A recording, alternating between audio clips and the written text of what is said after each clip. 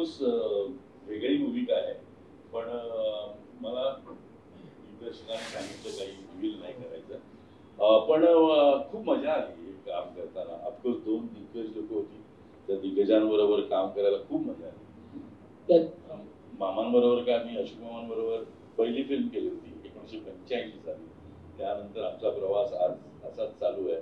आता बरेच पिक्चर आमचे येत आहेत आणि खूप मजा येते त्या माणसाबरोबर काम करण्याची. शिस्त, आणि इथे सुद्धा काम करताना शिस्त सगळ्यात जो गोष्टी असतात. आणि माधव बद्दल काय बोलतो, Madhav is fantastic actor basically, आणि त्याबरोबर काम करताना खूप मजा आली. खूप कम्फर्ट लेवलवर नेऊन त्याने काही गोष्टी मलाही सांगितल्या आणि त्याचा उपयोग होतो. आणि नेहमीच आपण काहीतरी शिकत असतो, जसं या फिल्म पासून मी शिकलो. आणि ऑफकोर्स राजेश आणि साहिल, खूप तू म्हटलंस ते बरोबर आहे. कारण राजेशने आमची चष्मे बहादर एक फिल्म लिहिली होती विजय पाटकरची. तेव्हापासूनच आम्ही त्यात नव्हतो, पण मी करणार होतो काम.